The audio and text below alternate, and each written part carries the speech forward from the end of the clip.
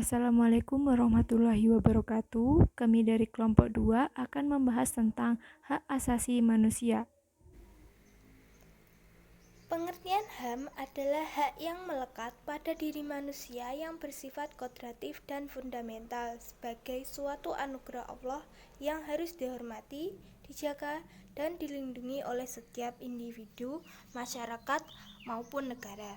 Sedangkan dalam UU tentang hak asasi manusia dijelaskan bahwa pengertian hak asasi manusia adalah seperangkat hak yang melekat pada hakikat dan keberadaan manusia sebagai makhluk Tuhan yang Maha Kuasa dan merupakan anugerahnya yang wajib dihormati, dijunjung tinggi, dan dilindungi oleh negara, hukum, pemerintah, dan setiap orang demi kehormatan serta perlindungan harkat dan martabat manusia. Pengertian HAM menurut para ahli. Mariam Budiarjo mengatakan HAM adalah hak-hak yang dimiliki oleh manusia yang telah diperoleh dan dibawanya bersamaan dengan kelahiran dan kehadirannya dalam hidup masyarakat. Hak ini pada manusia tanpa membedakan bangsa, ras, agama, jenis kelamin. Karena itu bersifat asasi dan universal. Dasar dari semua hak asasi adalah bahwa semua orang harus memperoleh kesempatan berkembang sesuai dengan bakat dan cita-citanya. Menurut Thomas Jefferson, HAM pada dasarnya adalah kebebasan manusia yang tidak diberikan oleh negara. Kebebasan ini berasal dari Tuhan yang melekat pada eksistensi manusia individu. Pemerintah diciptakan untuk melindungi pelaksanaan hak asasi manusia. Menurut Universal Declaration of Human Rights, dalam pembukuan dari deklarasi ini dinyatakan bahwa HAM adalah hak kodrati yang diperoleh oleh setiap berkat pemberian Tuhan seru sekalian alam. Sesungguhnya tidak dapat dipisahkan dari hakikat manusia. Oleh karena itu, setiap manusia berhak memperoleh kehidupan yang layak, kebebasan, keselamatan, dan kebahagiaan pribadi. Menurut filsuf zaman Aufklarung abad 17-18, HAM adalah hak-hak alamiah karunia Tuhan yang dimiliki oleh semua manusia dan tidak dapat dicabut baik oleh masyarakat maupun oleh pemerintah. Menurut ketetapan MPRRI, hak asasi adalah hak dasar yang melekat pada diri manusia yang sifatnya kodrati, universal, dan abadi sebagai Tuhan yang Maha Esa, sebagai karunia Tuhan yang Maha Esa yang berfungsi untuk menjamin kelangsungan hidup, kemerdekaan, perkembangan manusia, dan masyarakat yang tidak boleh diganggu-gugat dan diabaikan oleh siapapun.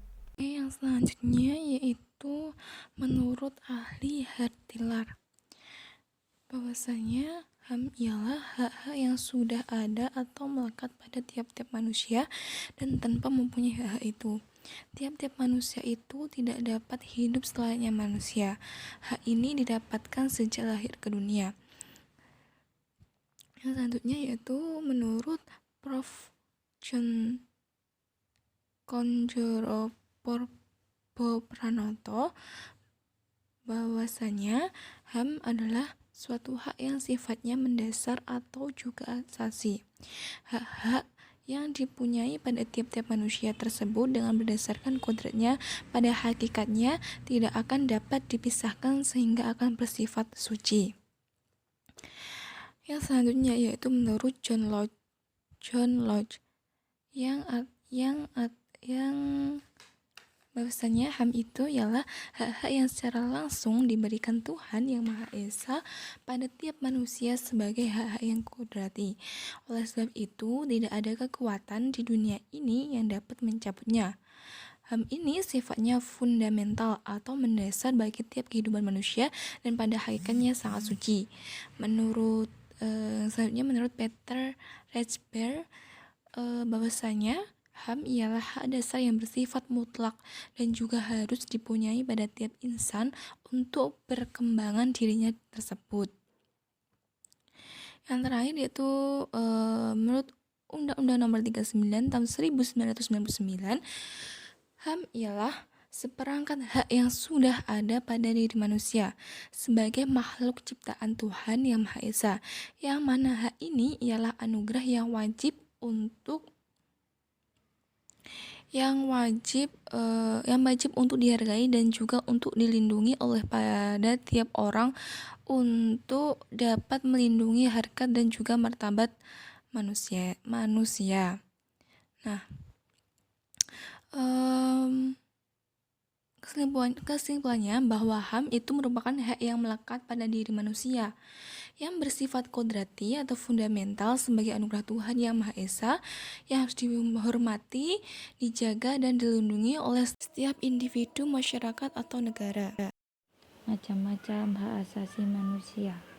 Setelah kita mempelajari apa pengertian hak asasi manusia dan ciri-cirinya, selanjutnya kita perlu mengetahui apa jenis-jenis hak asasi manusia. Macam-macam hak asasi manusia terdiri dari 6. Yang pertama adalah hak asasi pribadi, yang kedua hak asasi politik, yang ketiga hak asasi ekonomi, yang keempat hak asasi peradilan, yang kelima adalah hak asasi sosial budaya, yang keenam adalah hak asasi hukum. Hak asasi pribadi bisa dikatakan personal human rights. Hak ini merupakan hak yang berhubungan dengan kehidupan pribadi setiap orang. Contoh dari personal human rights ini adalah kebebasan untuk menyampaikan pendapat, adapun kebebasan untuk berpergian bergerak dan juga berpindah ke berbagai tempat dan lain sebagainya. Kedua yaitu hak asasi politik. Bisa dikatakan politic rights. Ini merupakan hak asasi dalam kehidupan politik seseorang. Contohnya, hak dipilih dan memilih, hak dalam keikutsertaan kegiatan pemerintah, hak dalam membuat petisi, dan sebagainya. Yang ketiga yaitu hak asasi ekonomi, bisa dikatakan property rights. Di sini hak ini menyangkut hak individu dalam hal perekonomian. Contohnya, kebebasan dalam hal jual beli, perjanjian kontrak penyelenggaraan sewa-menyewa, dan juga memiliki sesuatu dan memiliki pekerjaan yang pantas. Yang keempat adalah hak asasi peradilan, bisa dikatakan procedural rights. Hak dalam memperoleh perlakuan sama dalam tata cara pengadilan. Contohnya adalah hak untuk mendapatkan pembelaan hukum, hak untuk mendapatkan perlakuan pemeriksaan, penyidikan, penangkapan, penggeledahan, dan penyidik antarmuka. Yang kelima adalah hak asasi sosial budaya, hak terkait dalam kehidupan masyarakat. Contohnya adalah hak untuk menentukan, memilih, dan melakukan pendidikan, hak untuk pengajaran, untuk mendapatkan budaya sesuai dengan bakat dan minat. Yang keenam atau yang terakhir yaitu hak asasi hukum, legal equality rights, hak untuk mendapatkan kependudukan yang sama dalam hal hukum dan pemerintahan. Contohnya adalah mendapatkan perlakuan yang sama dalam bidang hukum dan pemerintahan, menjadi pegawai sipil, perlindungan, dan pelayanan hukum. Hak asasi manusia memiliki ciri-ciri sebagai berikut. Yang pertama, hak asasi manusia bersifat hakiki, artinya dimiliki setiap orang dan ada sejak mereka lahir. Yang kedua, hak asasi manusia bersifat universal, berlaku dimanapun, untuk siapapun, dan tanpa melihat wilayah, ras, yakni suku, status, dan gender, agama, serta perbedaan lainnya. Yang ketiga, bersifat tetap, jadi HAM tidak dapat dicabut, dihilangkan, atau diserahkan. Dan yang terakhir, hak asasi manusia bersifat utuh, tidak dapat dipisah-pisahkan atau dikelompokkan, hanya untuk golongan tertentu. Jadi hak asasi manusia tidak diberikan kepada seseorang, melainkan merupakan hak semua orang, baik itu hak sipil, hak politik, hak ekonomi, hak sosial, dan hak budaya. Baik, saya Aura Shandi Alfitri akan menjelaskan tentang pelanggaran hak asasi manusia. Pelanggaran hak asasi manusia adalah setiap perbuatan seseorang atau kelompok orang, termasuk aparat negara, baik disengaja ataupun tidak disengaja, atau kelalaian yang secara hukum mengurangi, menghalangi, membatasi, atau mencabut hak asasi manusia seseorang atau kelompok orang yang dijamin undang-undang, dan tidak didapatkan atau dikhawatirkan tidak akan memperoleh penyelesaian hukum yang adil dan benar berdasarkan mekanisme hukum yang berlaku. Lalu, kapan dinyatakan adanya pelanggaran HAM? Hampir dapat dipastikan dalam kehidupan sehari-hari dapat ditemukan pelanggaran hak asasi manusia, baik di Indonesia maupun di belahan dunia lain. Pelanggaran itu baik dilakukan oleh negara atau pemerintah ataupun oleh masyarakat. Selanjutnya, saya akan menjelaskan mengenai kategori-kategori pelanggaran hak-hak asasi manusia yang dianggap kejam. Pertama adalah pembunuhan besar-besaran atau genocide. Yang kedua adalah rasialisme resmi. Ketiga adalah terorisme resmi berskala besar. Yang keempat adalah pemerintahan totaliter. Yang kelima adalah penolakan secara sadar untuk memenuhi kebutuhan-kebutuhan dasar manusia. Yang keenam adalah perusakan kualitas lingkungan. Dan yang terakhir adalah kejahatan-kejahatan perang. Penggolongan pelanggaran HAM. Penggolongan pelanggaran HAM di atas merupakan contoh pelanggaran HAM yang berat dikemukakan menurut Richard Falk. Dalam UU RI nomor 39 tahun 1999 yang dikategorikan pelanggaran HAM yang berat adalah pembunuhan massal atau genocide, kedua pembunuhan sewenang-wenang atau di luar putusan pengadilan, yang ketiga adalah penyiksaan, yang keempat adalah penghilangan orang secara paksa, dan kelima adalah perbudakan atau diskriminasi yang dilakukan secara sistematis. Berikut ini contoh-contoh kasus pelanggaran HAM yang pernah terjadi di Indonesia. Yang pertama, ada kasus Marsinah.